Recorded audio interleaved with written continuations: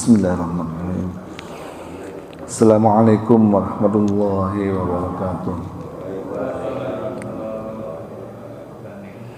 Alhamdulillahilladzi anzala ala abdihil kitaba wa lam yaj'al lahu 'iwaja.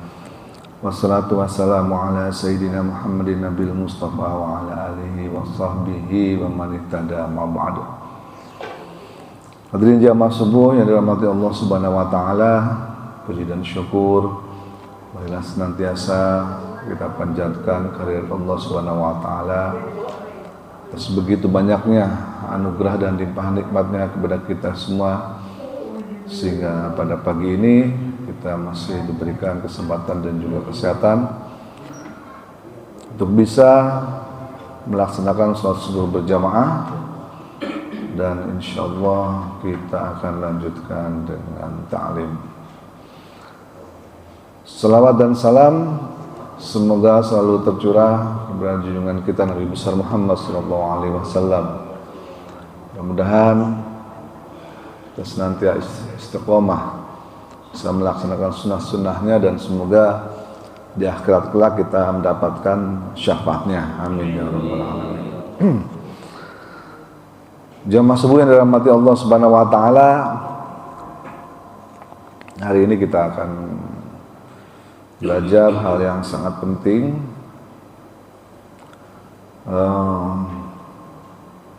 Dulu waktu Rasulullah SAW masih berada di kota Mekah selama kurang lebih 13 tahun berjuang untuk menyebarkan atau mengajarkan ajaran Islam. Kemudian beliau hijrah ke Madinah setelah 13 tahun tersebut, kembali untuk memperkuat ajaran Islam yang tadinya waktu di Mekah itu ajarannya hanya seputar tauhid, tapi setelah di Madinah berubah, ajarannya ditambah mengenai syariat dan juga akhlak. Baik, pada waktu itu banyak sahabat yang sebetulnya bertanya-tanya, tapi tentu saja dalam hati mereka ya bertanya-tanya. Yang pertanyaannya tersebut dituangkan dalam Al-Quran dengan kalimat yang sederhana, yaitu di dalam surat Al-Baqarah ayat 214.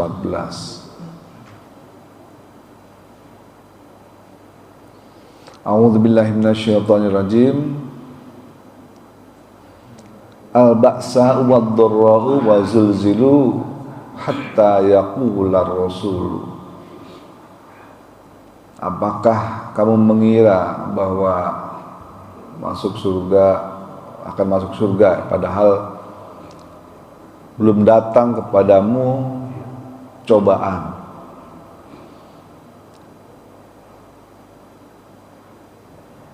Zulzilu, cobaan yang zulzil atau cobaan yang sangat mengguncang, yang dahsyat.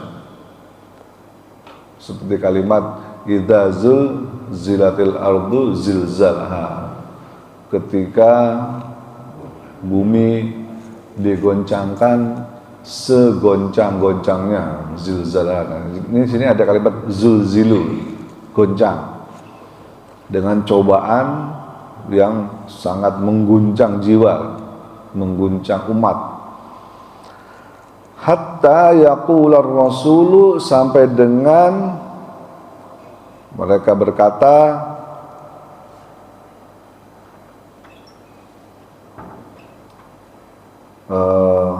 Rasulullah berkata, walladzina amanu, dan orang-orang yang beriman ma'ah berserta mereka. Jadi Rasulullah dan orang beriman itu mengatakan, apa yang dikatakan? Mata nasrullah, Kapan sih pertolongan Allah itu datang? Nah, itu. Tanya. Kok kayaknya lama banget. Katanya Islam mau menang. Kok udah 13 tahun di Mekah sampai hijrah ke Madinah, kok Islam nggak menang-menang? Kok Allah nggak nolong-nolong kita juga? Kok kehidupan kita masih gini-gini aja? Muncul pertanyaan itu. Dan ini masih sangat relevan dengan kondisi sekarang ini. Mata nasrullah, kapan pertolongan Allah itu datang? Allah katakan di sini, inna nasrullahi qarib. Tahuilah bahwa sungguhnya pertolongan Allah itu qarib, dekat. Tenang aja kata Allah, bentar lagi, dekat. Jadi ini merupakan pelajaran yang sangat luar biasa, mendalam sebetulnya. Diungkapkan dengan kalimat yang simple tapi dalam. Pertanyaan ini sebetulnya masih relevan dengan kondisi sekarang. Banyak dari kita yang bertanya-tanya, kenapa sih Palestina itu kok nggak menang-menang? Kapan pertolongan Allah itu datang? Kok udah 77 tahun masih begitu-begitu aja? Bahkan sekarang makin parah. Mata nasrullah. Kapan pertolongan Allah itu datang? Ala inna nasrullahi qarib. Tahuilah sesungguhnya pertolongan itu adalah pertolongan Allah itu sangat dekat. Bayangkan waktu itu masih ada Rasulullah di tengah-tengah umat Islam yang sebetulnya Rasulullah sudah berusaha dengan segala cara, sudah usaha dengan hijrah dan berbagai macam cara, kemudian juga sudah berdoa. Bahkan diriwayatkan suatu ketika Rasulullah SAW dengan para sahabatnya waktu itu ketika dalam perjalanan kemudian mampir di sebuah masjid Bani Umayyah. Beliau dan para sahabat sholat di situ, kemudian Rasulullah berdoa dengan sangat lama, panjang doanya. Setelah selesai berdoa, Rasulullah SAW menghadapkan wajahnya ke hadapan para sahabat dan berkata, wahai para sahabatku, aku telah meminta kepada Allah 3 hal. 2 hal dikabulkan oleh Allah Subhanahu wa taala, tapi 1 tidak. Ternyata doa Nabi tidak semuanya dikabulkan, ada yang nggak dikabulkan. Ini hadisnya sahih, Imam Muslim, riwayatnya Imam Muslim. Apa saja ya Rasulullah yang dikabulkan dan yang tidak dikabulkan? Ada 2 yang dikabulkan Allah. Yang pertama adalah Rasulullah berdoa, ya Allah jangan sampai umatku nanti ditimpa paceklik sehingga kelaparan. Nah, itu dikabulkan oleh Allah. Yang kedua, ya Allah jangan sampai umatku nanti ditimpa banjir besar sehingga musnah seperti zaman Nabi Nuh. Itu pun dikabulkan oleh Allah Subhanahu wa taala. Tapi permintaan yang ketiga ini, ya Allah jangan sampai umatku terpecah belah. Kata Allah, enggak. Kenapa enggak? Karena disitulah kita sebetulnya dituntut oleh diri kita sendiri, umat Islam, bagaimana supaya umat ini tetap bersatu. Mata nasrullah, kapan pertolongan Allah itu datang? Jawabannya setelah kita semua bersatu. Selama kita terpecah belah, ya sulit. Karena itu sudah sunnatullah, dimana jika ada yang terpecah belah, ya udah. Seperti tadi ayat yang saya baca di surah subuh tadi, wala takunu kalladzina tafarraqu, janganlah kalian menjadi umat yang terpecah belah.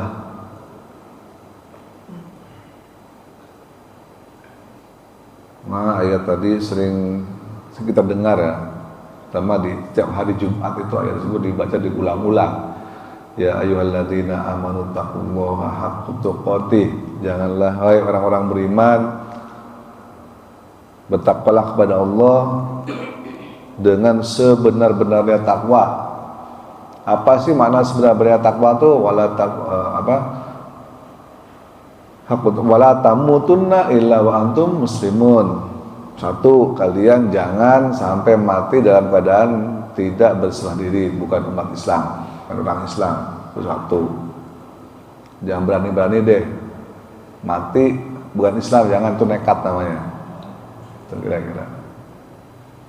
Paling enggak kalau masih termasuk umat Islam, kemungkinan selamat di akhirat itu sangat besar kemungkinannya. Tapi kalau udah enggak umat Islam, udah repot urusannya. Kemudian yang kedua apa? Kemudian apa? Wal takum minkum ummatu yad'una ilal khair wa ya'muruna bil ma'rufi wa yanhauna 'anil munkar. Orang yang betul-betul takwa, sebenar-benarnya takwa itu tadi, satu, pastikan diri kita umat Islam dan jangan sampai kita meninggalkan dunia ini tidak dalam keadaan muslim. Yang kedua, wal takum minkum, jadilah kalian umat yang mengajak yad'una ilal khair, mengajak kepada kebaikan. Wa ya'muruna bil ma'ruf wa yanhauna 'anil munkar, dan menolak kepada kemungkaran. Ini kita diperintah, ini perintah sebetulnya dari Allah. Di hidup kita itu mesti, kalau mau dikatakan bertakwa, ya, harus senantiasa mengajak orang kepada kebaikan dan menolak kepada kemungkaran. Kemudian yang selanjutnya adalah wal takum minkum ummatu wala takunu kalladzina tafarraqu, dan jangan kalian terpecah belah. Ini syaratnya. Jadi kalau terpecah belah, ya seperti kondisi umat Islam saat ini, berbeda-beda boleh, berbeda-beda pendapat, berbeda-beda madhab, itu adalah sunatullah dari dulu. Ada madhab Hanafi, Maliki, Syafi'i, Hambali dan lain-lain, silahkan, tapi jangan terpecah belah. Berbeda pendapat, berbeda madhab itu bukan berarti terpecah belah. Boleh silahkan berbeda pendapat, tapi jangan terpecah belah, jangan berantem, jangan gontok-gontokan. Di Indonesia ada dua organisasi besar keislaman, apa itu? NU dan Muhammadiyah. Beda, boleh, silakan, ya kan? NU kunut, Muhammadiyah enggak kunut. Beda pendapat, silahkan, boleh. Yang penting jangan berpecah belah, jangan ribut. Karena zaman dulu tuh terkenal banget tuh ada cerita tukang becak, apa deh? Ada cerita tukang becak katanya. Yang kunut salah, yang nggak kunut salah juga. Ada tukang becak, mendingan gua kagak salat subuh. Jadi nggak ribut, gitu akhirnya. Ujung-ujungnya umat itu jadi nggak simpatik. Ajaran Islam itu hanya gara-gara masalah sepele kemudian ribut. Di dalam tataran global ini ada dua faksi ya, besar, dengan perbedaan pendapat yang sangat tajam. Apa itu? Tidak tahu. Sunni dan Syiah. Nah ini lagi seru sekarang ini. Sunni itu adalah ahlu sunnah wal jamaah. Seperti kita ini namanya Sunni, ahlu sunnah wal jamaah, yang mana fikihnya bermadhab empat yang tadi ya, Maliki, Hanafi, Syafi'i dan Hambali. Kemudian kita berdasarkan semua keputusan kita berdasarkan konsensus para ulama atau ijma. Itu mungkin disebut dengan ahlu sunnah wal jamaah. Ada satu golongan lain lagi yang disebut dengan Syiah, yang saat ini dikomandoi atau dikepalai oleh orang-orang yang berasal dari Iran. Itu golongan Syiah namanya.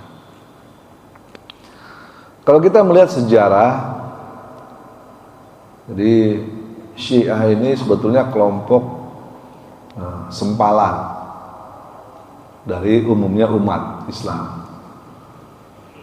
Karena pada waktu itu,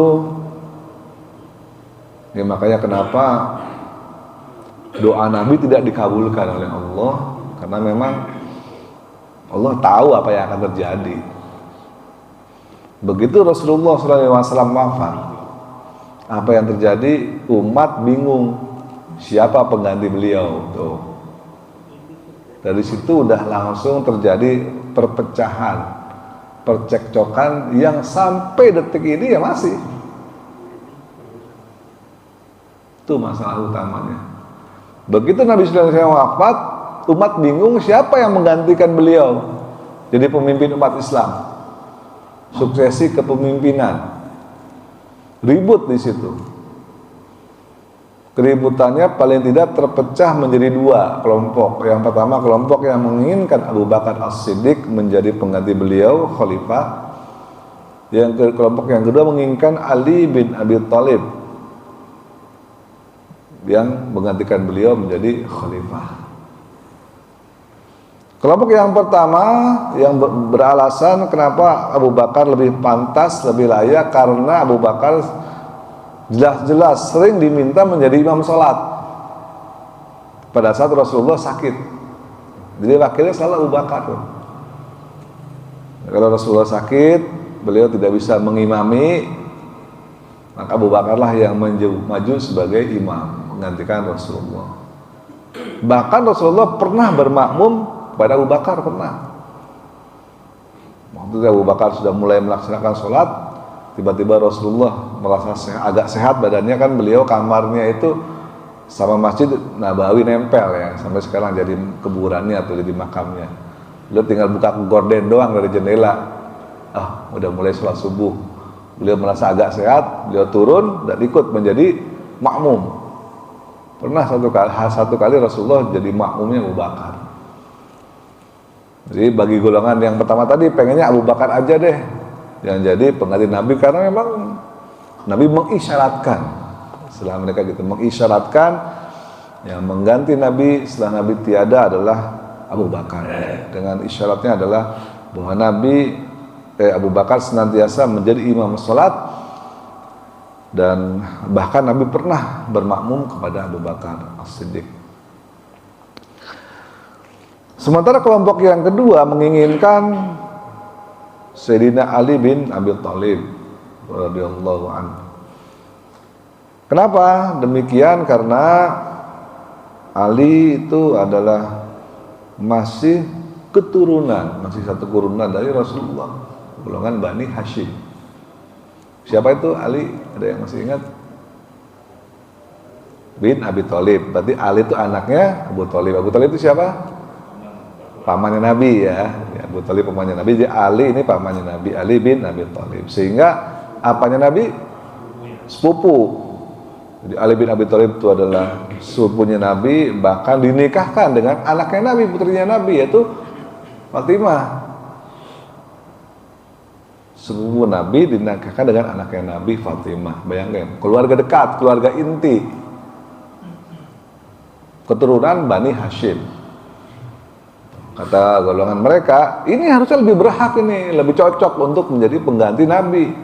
Bahkan Nabi mengatakan, Ali bin Abi Thalib, jika aku adalah gudang ilmu, kata Nabi, maka Ali adalah kuncinya. Bahkan ada hadis-hadis lain yang menyatakan bahwa kurang lebih ya, Alilah waliku, katanya, jika nanti aku telah tiada. Gitu. Jadi ribut itu, berantem. Yang satu menginginkan Ali, yang satu menginginkan Abu Bakar. Tapi umat sepakat akhirnya berdasarkan, nah balik lagi, Ahlus Sunnah wal Jamaah ini berdasarkan jamaah, keputusan bersama, Abu Bakarlah yang jadi. Tapi mereka ini yang pengennya Ali nggak setuju dengan Abu Bakar. Nah, mereka lah menjadi kelompok Syiah, sehingga mereka sangat benci kepada Abu Bakar, benci kepada Umar, benci kepada Aisyah juga benci. Kenapa? Ya karena dianggap mereka lah yang membuat Ali bin Abi Thalib tidak menjadi khalifah. Makanya mereka di dalam doa-doanya itu selalu melaknat. Karena menganggap Abu Bakar, Umar, Aisyah itu pengkhianat Islam. Jadi susah kalau udah kayak gitu, bagaimana coba? Ya sampai sekarang, sampai detik ini seperti itu. Di dalam salat-salatnya mereka senantiasa berdoakan semoga Abu Bakar masuk neraka dan sebagainya gitu. Hah? Nah, doa menjelek-jelekan terus sahabat Abu Bakar, Umar, Aisyah, apalagi Aisyah, udah macam-macam deh ini ya, dijelek-jelekan oleh orang-orang Syiah. Jadi itu masalah utama dari dulu sampai sekarang, Syiah. Masalahnya nih, sekarang ini satu-satunya golongan umat Islam yang berani melawan Israel itu hanya orang Syiah. Kemana orang Sunni? Nggak ada satupun yang berani. Arab Saudi diem baik. Dan tetangganya, Arab Saudi Sunni lah. Sunni lah. Selain Syiah ada namanya Sunni itu, gitu. Karena ini dua fraksi besar ini golongan yang paling utama. Kenapa Arab Saudi diem baik dan sekitarnya? Karena mereka Sunni tapi tidak bermadhab. Balik lagi, mereka tuh faksinya fraksi, ada golongan lain namanya Wahabi. Ini problem juga ini.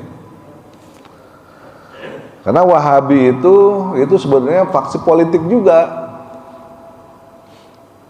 Tadi ribut gara-gara kekhalifahan, Wahabi pun begitu. Faksi politik. Jadi tahun 1924 itu negara Arab dipecah oleh Inggris. Balik lagi Inggris, Amerika ya. Ini yang dianggerok dua negara ini. Jadi negara-negara kecil.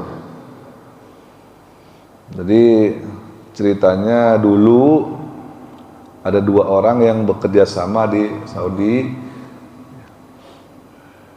Yang pertama yang namanya Abdullah bin Wahab. Dia seorang ulama memang. Yang kedua adalah bin Saud. Makanya disebut dengan Saudi itu karena memang keluarga Saud itu nama suku. Mereka bersepakat membuat perjanjian akan bersama-sama membentuk sebuah negara yang mana untuk urusan keagamaan akan dihandle oleh Abdullah bin Wahab, bin Abdul Wahab. Sementara untuk urusan negara gitu kan, pemerintahan akan dihandle oleh Ibnu Saud ini. Sehingga sampai sekarang terkenal dengan namanya Saudi Arabia, Ibnu Saud, keluarganya mereka Ibnu Saud. Itu faksi politik sebetulnya. Pembentukan negara Saudi ini sendiri dibantu oleh Inggris yang membantu pembentukan negara Saudi dan negara-negara kecil-kecil lainnya. Jadi Arab Saudi itu dipecah-pecah, dikotak-kotakannya oleh Inggris. Jadi bagaimana bisa mereka mau mendukung Israel gitu loh. Sementara mereka buatan Inggris. Bahkan mereka mengatakan ulama Saudi itu sekarang tuh berfatwa, ya bukan dari sekarang ya, dari sejak Israel itu diduduki oleh Palestina diduduki oleh Israel, mereka berfatwa dengan entengnya, udahlah pindah aja itu warga Gaza, nggak usah ngelawan sama Israel, gitu bilangnya. Kenapa pindah dulu? Rasulullah juga hijrah. Waktu Rasulullah masih lemah, kan hijrah dari Mekah ke Madinah, mencari tempat yang lebih aman, lebih nyaman. Itu alasannya. Warga Gaza pindah aja, mana kek gitu. Ya, daripada di situ dihabisin sama Israel, itu kan sama aja namanya bunuh diri, katanya. Perjuangan yang sia-sia, dia bilang. Padahal kalau kita berkaca kepada peristiwa Rasulullah, memang Rasulullah waktu itu masih lemah, karena memang umat Islam cuma segitu-gitunya, dikit. Berapa banyak sih umat Islam waktu itu zaman Nabi? Dikit. Itu sebabnya ya pindah, memang nggak ada lagi pilihan lain. Nah zaman sekarang ini umat Islam udah berapa miliar seluruh dunia itu loh. Jadi harusnya ulama-ulama itu, mereka yang berfatwa orang-orang Palestina disuruh pindah, itu harus berkaca pada dirinya sendiri. Menganggap Palestina lemah, memang Palestina lemah, kenapa nggak dibantu? Kenapa disuruh pindah gitu loh? Ini kan pemikiran yang aneh, pemikiran yang absurd.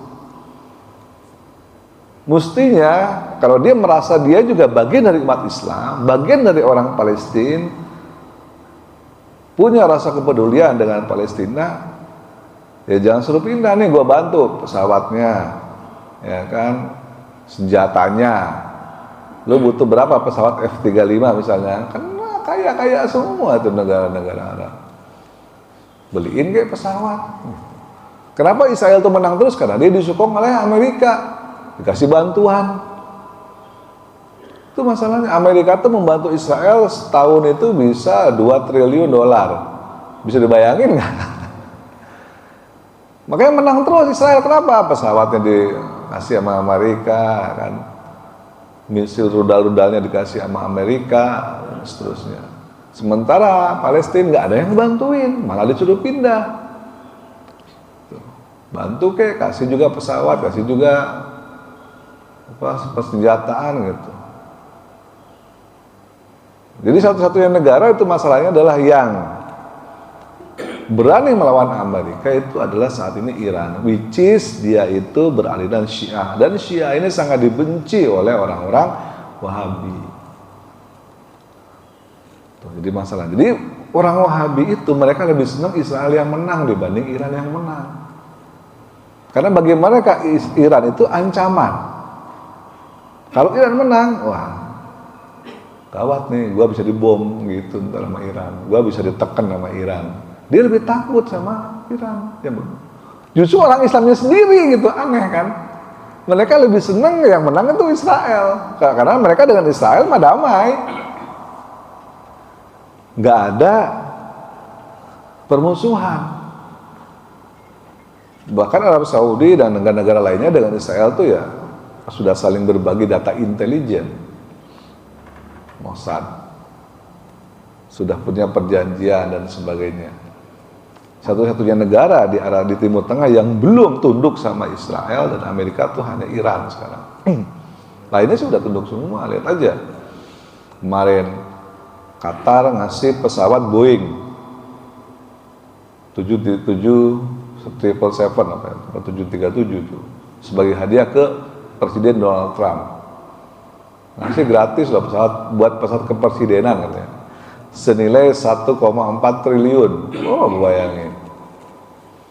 Arab Saudi perjanjian perdagangan dan sebagainya sekian triliun, ini semua gitu.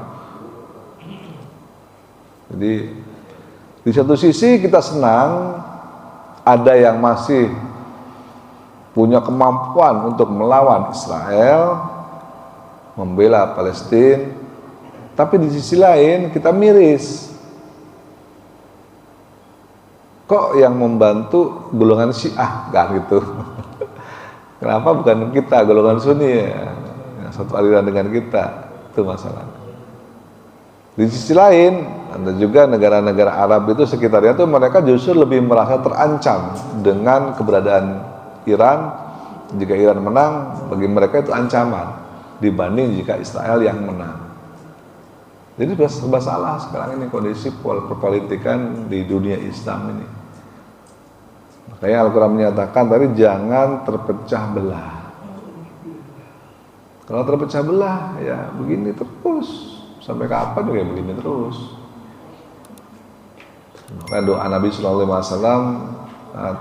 menginginkan bersatu, gak bisa bersatu. Gak bisa kata Allah. Karena itu adalah tugas kalian. Kira-kira seperti itu. Ya, Allah perintahkan. Kalianlah yang harus bersatu oleh diri kalian sendiri. Gak bisa. Allah tuh gak mau ya. Allah nggak mau membuat kita itu bersatu tanpa usaha diri kita sendiri. Nggak mau Allah. Karena apa? Karena kalau umat Islam bersatu dan disatukan oleh Allah Subhanahu Wa Taala tanpa ada usaha campur tangan manusia, ya buat apa? Nggak ada ujian di situ. Sama aja kayak malaikat, sama semua, ya kan? Nggak ada perbedaan. So disitulah ujiannya bagi kita semua, bagaimana membangun umat ini supaya kita semua bersatu. Boleh beda-beda nggak masalah. Jangan berantem, jangan gontok-gontokan.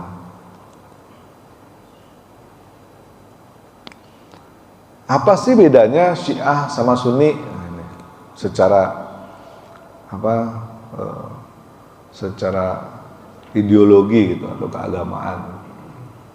Jadi Syiah itu tadi seperti kita sudah belajar, mereka sangat membenci para sahabat sehingga selalu melaknat para sahabat itu. Tapi kalau kita kembali kepada dasar ajaran Islam ini sendiri, kalau kita tanya, nggak usah Syiah dulu deh, NU sama Muhammadiyah. Kalau kita tanya nih, NU itu Tuhannya siapa sih? Allah. Sama dong, Muhammadiyah Allah juga. Nabinya siapa? Muhammad Sallallahu Alaihi Wasallam. NU sama, Muhammadiyah sama. Kitabnya apa? Al-Quran. Kiblatnya kemana? Ke Ka'bah, ya kan? Dan seterusnya. Jadi dasar ajarannya dua ini masih sama sebetulnya. Jadi ya NU Islam, Muhammadiyah Islam. Sekarang antara Syiah dan Sunni. Kalau kita tanya, oke, Syiah itu memang aneh-aneh ajarannya. Tapi kalau kita tanya Allahnya, Tuhannya siapa? Ya Allah, mereka jawab sama gitu. Kitabnya apa? Al-Quran sama. Nabinya siapa? Muhammad SAW sama mereka. Nggak ada beda Sunni sama Syiah. Nabinya Tuhannya Allah, kitab sucinya Al-Quran, Nabinya Muhammad masih sama. Hajinya ke Mekah juga sama, puasanya Ramadan sama. Ya kan? Terus kenapa saling membenci? Kalau kita kembali kepada akar agama ini, seharusnya kita tidak usah saling membenci. Ya mereka menghujat sahabat, ya sudahlah. Ya mau diapain lagi, biarin aja itu dendam mereka, dosa-dosa mereka sendiri, kan begitu. Ini mohon maaf, bukan saya ngajarin orang Syiah, enggak. Mereka ada juga Syiah itu kan macam-macam. Ada yang paling keras itu namanya Syiah Rafidhah. Wah, itu keras banget itu. Bahkan menuhankan Ali bin Abi Thalib. Itu pernah dulu bahkan Ali sendiri memerangi orang Syiah itu dulu. Karena saking mengkultuskan Ali. Ali itu dianggap sebagai udah kayak Tuhan aja. Minimalnya kayak Nabi. Ali itu dibilang maksum, tidak punya dosa, kayak Nabi SAW. Dianggapnya gitu. Sampai segitunya orang Syiah itu diperangi oleh alinya sendiri, diperangi zaman dulu itu. Diperangi, nggak boleh seperti itu. Boleh artinya membela dia, menjadi golongannya dia. Makanya Syiah itu secara bahasa artinya adalah pembela atau pendukung. Buat dukung Ali itu Syiah, pendukung atau membela namanya Syiah. Kali boleh kalian mendukung saya secara politik, tapi jangan mengkultuskan, jangan membuat saya ini seolah-olah udah selevel sama Nabi. Enggak, beda lah. Enggak, saya bukan Nabi, kata Ali. Saya tidak maksum. Saya tidak bebas dari kesalahan. Saya punya salah yang banyak. Itu. Apalagi menuhankan saya, dibasmi sama Ali sendiri. Golongan Syiah seperti itu. Tapi ya begitu. Sampai sekarang masih ada orang-orang yang seperti itu, namanya Syiah Rafidhah. Syiah yang paling paling toleran disebutnya itu Syiah Zaidiyah. Ada juga golongan Zaidiyah, namanya Syiah Zaidiyah. Itu yang paling toleran. Yang mirip-mirip lah ajarannya dengan Sunni sebetulnya. Yang pertentangannya dengan Sunni itu tidak terlalu dalam. Di dalam setiap kelompok itu selalu ada saja memang kelompok-kelompok yang memang sempalan-sempalan, ada yang radikal dan sebagainya, selalu ada. Tapi jangan sampai kita pukul rata. Di dalam Sunni itu juga ada kaum Khawarij namanya, teroris. Nah, kayak kemarin itu di Indonesia sendiri pernah terjadi beberapa ledakan bom misalnya gitu kan. Itu kaum Khawarij, teroris. Ya mereka Sunni, bahkan mereka lebih dekat ke Wahabi sebetulnya. Lihat aja tampilannya, dari cara ibadahnya, cara tampilan, cara berpikirnya itu mirip banget dengan Wahabi. Yang membedakan adalah mereka cara memandang tentang dosa besar. Bagi orang-orang Khawarij ini, orang yang melakukan dosa besar itu langsung divonis sebagai kafir yang halal darahnya. Tuh.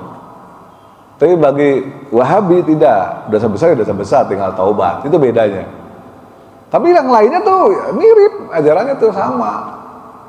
Dilarang tahlilan, dilarang yasinan, kan dilarang ini, dilarang itu, dilarang ziarah kubur. Bahkan dulu makam Nabi Sallallahu Alaihi Wasallam itu mau diratakan sama tanah sama mereka. Kalau nggak diprotes sama umat Islam seluruh dunia, terutama dari Indonesia ini, sampai kita mengirim utusan ke sana,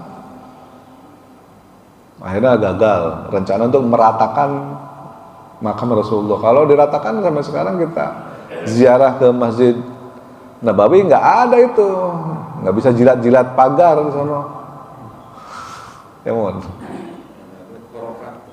Korofat bilangnya, gitu loh.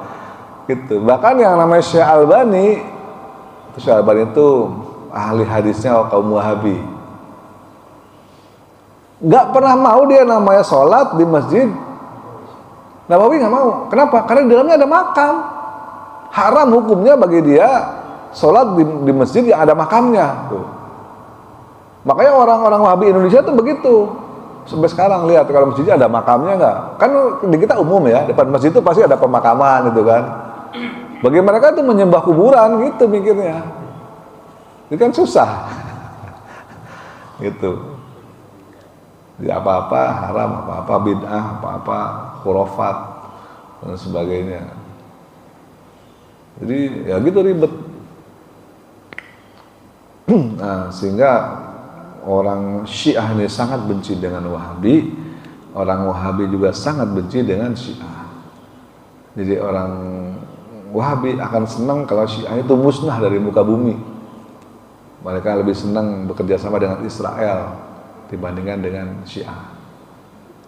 Begitu juga orang Syiah tuh yang keras-keras Zaidiyah, Rafidhah, Imamiyah dan sebagainya.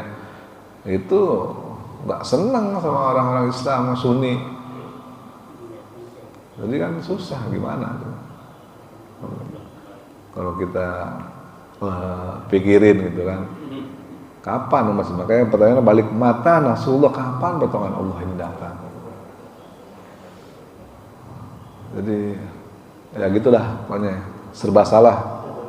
Umat Islam kenapa? Karena kembali lagi tidak bersatu. Nah, udah kalau nggak bersatu susah.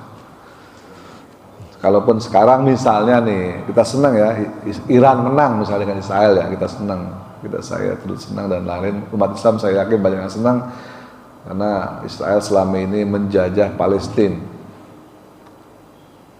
Tapi orang-orang yang Saudi dan sekitarnya nggak akan senang itu. Mereka malah merasa tertekan. Karena justru mereka akan merasa tidak aman dengan adanya Iran yang menang. Jadi yang kita yang sebelah sini mendoakan, ya Allah musnahkanlah Israel, menangkan Palestina. Di Solo beda doanya. Ya Allah menangkanlah Israel. Jadi gimana coba? Sama-sama doa, tapi doanya beda. Yang satu mendoakan semoga Israel itu hancur lebur, Palestina menang. Yang satu mendoakan semoga Iran hancur lebur, Israel yang menang. Palestina pindah dari situ. Terus gimana? Sama-sama berdoa, doanya bertolak belakang. Jadi ya begitulah kondisi yang kita yang memprihatinkan, sehingga Nabi Sallallahu Alaihi Wasallam dulu pernah mengatakan dengan sindiran yang halus menceritakan kepada para sahabat, sahabatku, di suatu saat nanti di akhir zaman umat Islam itu seperti buih di lautan. Kenapa buih di lautan? Buih lihat sendiri kita, ombaknya apakah banyak sampai buih itu banyak, tapi apa, nggak punya kekuatan, terombang ambing, ikut sana, angin ke timur ikut ke timur, angin ke barat ikut ke barat, anginnya lagi kencang ya ikut bergulung-gulung kencang, kalau anginnya lagi pelan ya ikut bergulungnya pelan, dan seterusnya, terombang ambing, bingung mau ngapain, selalu jadi sasaran musuh-musuh Islam. Persis seperti kita, kondisi sekarang ini kita sedang berada di dalam kondisi itu yang Rasul ceritakan 1500 tahun yang lalu. Ini kejadian ini sekarang ini. Umat Islam banyak secara kuantitas, secara jumlah itu banyak, miliaran seluruh dunia, tapi secara kualitas boleh dikatakan nol, besar, karena tidak bersatu. Tuh, coba kalau umat Islam bersatu kayak dulu, siapa yang berani? Tuh, bolehlah negaranya beda-beda, nggak masalah, tapi bersatu semua punya pikiran yang sama. Israel hancurin misalnya, udah selesai itu. Beres. Selama pikirannya masih beda, ya udah. Mungkin itu aja. Saya lagi agak kesel gitu ngelihat kondisi kayak gini. Jadi ditumpahkan di sini. Gimana sih gitu? Silakan kalau ada pertanyaan, nah kita diskusi, masih ada waktu.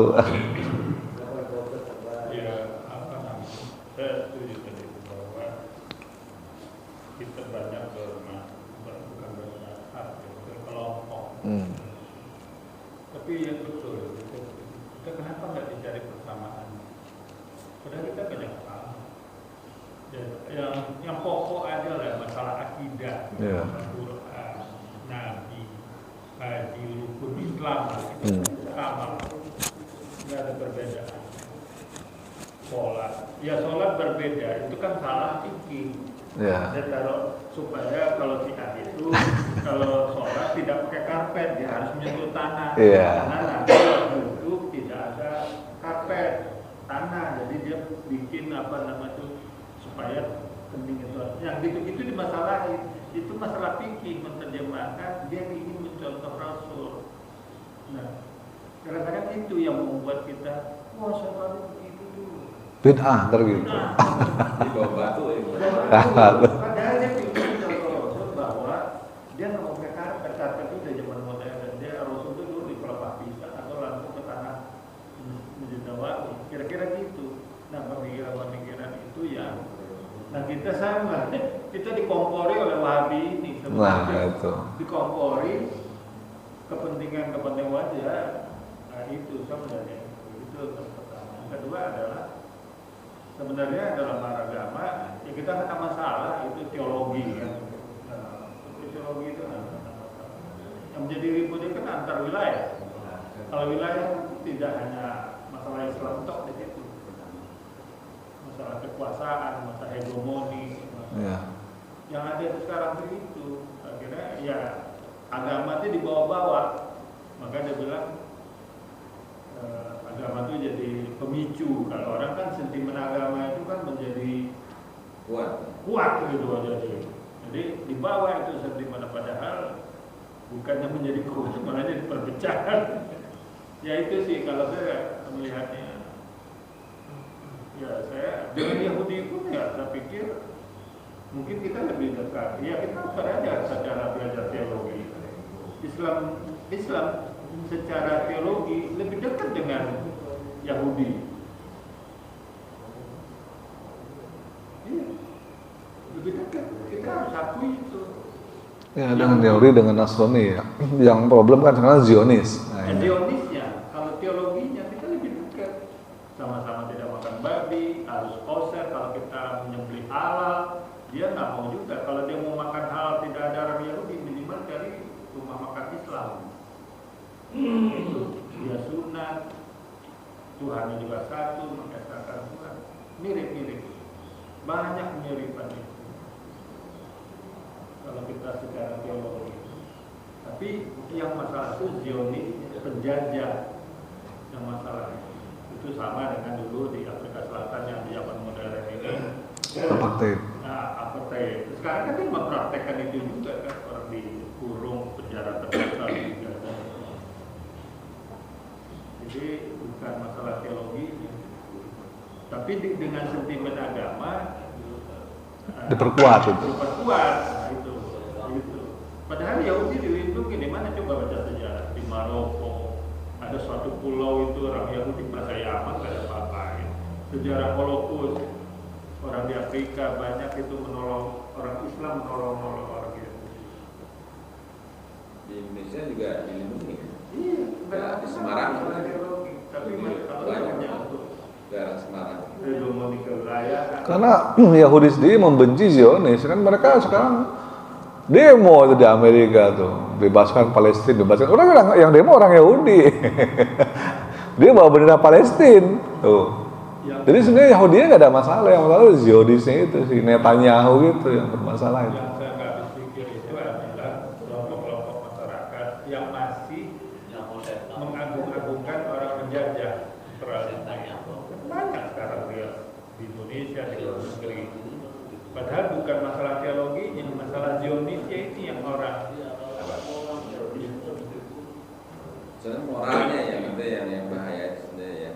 Dia pemikiran pengen menguasain itu, kolonialisme, penjajahan. Hanya itu sebenarnya. Iya, kolonialismenya itu. Zionis kan gitu, pikirannya pengen menguasai semuanya.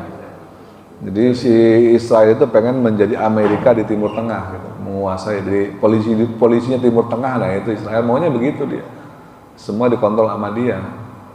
Bagi orang Yahudi sendiri, yang kelompoknya Netanyahu ini ya, ini bukan Yahudinya Palestina, ini Yahudinya dari Polandia, Iya.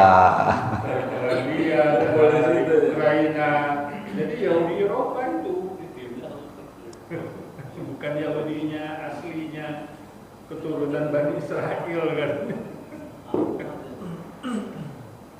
Ada lagi? Ya, silakan. Tambahan aja. Makasih Pak Fazul, monggo. Assalamualaikum warahmatullahi wabarakatuh. Waalaikumsalam warahmatullahi wabarakatuh. Tentang tadi Syiah dan apa tadi? Sunni. Ini ada Sunni. Ya, masalah kalau lihat sejarahnya itu ya, Syiah itu kelompok Syiah itu memang sampai sangat membenci orang kelompok Islam Jamaah Sunni. Sehingga dulu ada pendapat mereka mengatakan bahwa Jibril itu sempat salah alamat.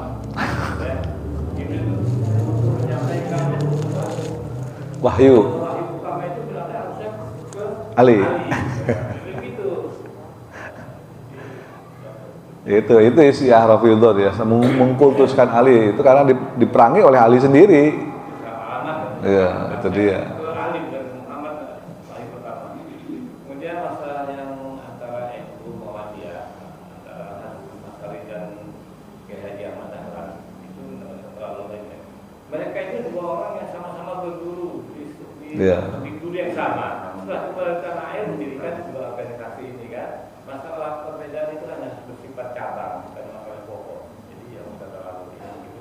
Hanya masalah cabangnya aja, urutnya aja, bukannya pokok-pokoknya. Mungkin itu aja deh. Saya terima kasih. Assalamualaikum warahmatullahi wabarakatuh. Waalaikumsalam Jadi, warahmatullahi guru mereka itu sama. Ya. Jadi Ahmad Dahlan dan Hasyim Asy'ari itu berguru pada guru yang sama. Tuh. Makanya saya terutama dengan teman-teman Syiah ya kamu mau hujat Rasul, mau hujat sahabat Rasul, Sahabat. sahabat tiga selain Ali, mau hujat istrinya, Aisyah. Ya yang dosa-dosa kamu urusan, tapi kan akidahnya masih Islam. Iya. Saya tidak menyalahkan. Itu lain lagi, itu urusan dosa. Ya urusan aku. Kalau saya memandangnya sesederhana itu. Betul. Memang ada sia-sia yang menyimpang tadi itu yang Azul bilang, yang mengatakan bahwa sebetulnya malaikat Jibril salah alamat, tapi itu sih sebetulnya itu ditentang lah oleh semua umat, bahkan oleh Syiahnya sendiri ditentang gitu kan. Itu Negaranya itu, mereka Iran itu negara Islam kan, menyebut negara Islam. iya, betul. Negara Islam Iran, Republik Islam Iran. Memang negara Islam dia. Tapi Islamnya adalah Islam yang Syiah. Memang basisnya seperti itu. Memang jadi perbedaan perdebatan itu terus diperuncing gitu kan. Terus diperuncing ya, menyebabkan ya, terjadinya perpecahan. Ya alhamdulillahnya di Indonesia tidak seperti itu. Cuma dulu waktu zaman dulu sebelum tersebarnya apa sih Muhammadiyah dan NU gitu kan, ya dulu gontok-gontokan juga di kita gitu, ribut juga sampai-sampai setiap kalau ada kita punya anak, mau kita kawin anaknya itu ditanya apa, itu Islam apa Muhammadiyah gitu, ngomong Islam apa Muhammadiyah, emang Muhammadiyah bukan Islam gitu loh, sampai segitunya di masyarakat itu stigmanya seperti itu, karena dianggapnya Muhammadiyah itu bukan Islam sampai segitunya. Padahal itu kan hanya sekedar khilafiyah di ranah yang inilah fikih yang tidak terlalu mendasar sebetulnya. Tapi masyarakat awam kan ya, yang memang belum mendapatkan pencerahan. Kalau sekarang kan dunia informasi di mana-mana gampang ya nyari sumber, ada YouTube dan sebagainya, sosmed. Lalu dulu kan orang nggak tahu apa sih Muhammadiyah, nggak ada yang tahu karena emang masyarakat kita secara umum itu adalah semuanya NU. Ya, dan itu kan saya alami masa kecil dulu. Ya gitu. Ya itu makanya. Kecil dulu, sesuatu yang sangat Aneh gitu kan, pikirannya aneh gitu. Tapi kalau sekarang ya udah oke lah. Gitu. kita baca nih. Jadi memang sekarang ini kan itu ya Mas, masyarakat pada umumnya itu tidak fokus terhadap persamaan ya. Nah, iya. Harusnya kan fokus terhadap persamaan agama itu ya tauhidnya, Al-Qur'annya, Rasulnya gitu. Iya, rukun iman dan rukun Islam. Bahkan sebenarnya kan Rasulullah telah menyampaikan bahwa peganglah erat-erat kitabullah, sunnahku dan sunnah ulama rasyidin gitu kan. Yeah. Jadi ulama rasyidin itu memang harus dicintai gitu. Tetapi kan ini tadi Syiah mengatakan bahwa harusnya negara ini dipimpin oleh Ahlul Bait dan gitu. Syiahnya maunya itu gitu. Nah tapi kan dari Sunni bahwa boleh siapa yang berilmu memiliki yang paling tinggi ilmunya dan dia lah jadi khalifah. Maka sahabatlah yang pantas jadi Abu Bakar, Umar gitu. Padahal bukan saudara. Nah seperti itu sebenarnya ada perbedaan di situ. Jadi memang politik yang jadi yang Pak Yulman bilang. Iya, itu dari politik kan lah ya. Akhirnya bukan teologinya, teologinya, politiknya yang kuat gitu. bukan teologinya, Itu dia masalahnya. rukun imannya sama, rukun Islamnya sama. Bukan ukhuwah Islamiyahnya yang dijunjung gitu Bukan ya. Islamiyahnya. Tapi semua itu memang berangkat ya dari para ulamanya sendiri. Iya.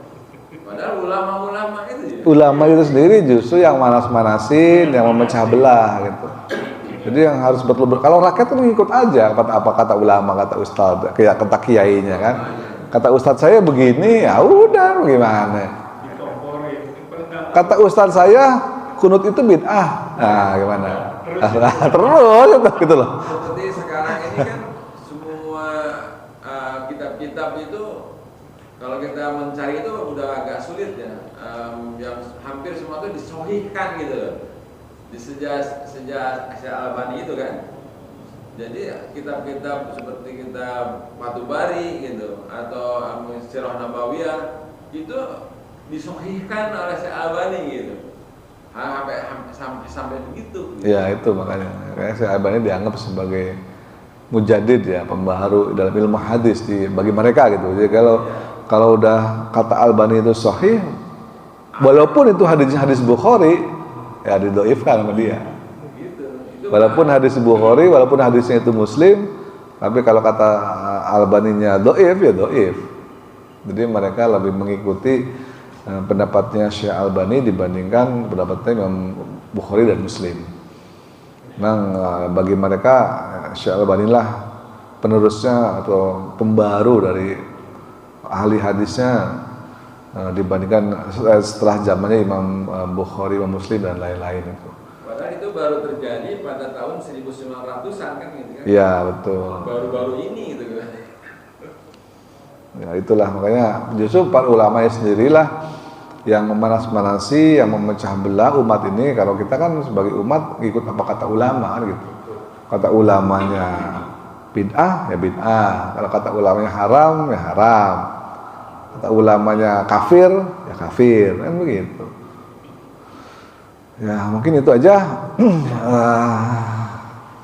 pertemuan kita akan selesai ngomongin ini. Mudah-mudahan kita mendapatkan sedikit pencerahan tentang kondisi umat Islam terkini. Kita berdoa semoga saja pertolongan Allah bisa segera datang dan Islam bisa damai. Kita tutup dengan membaca kafaratul majlis. Subhanakallahumma bihamdika asyhadu an la ilaha illa anta astaghfiruka wa atubu ilaik. Billahi taufiq wa hidayah. Assalamualaikum warahmatullahi wabarakatuh.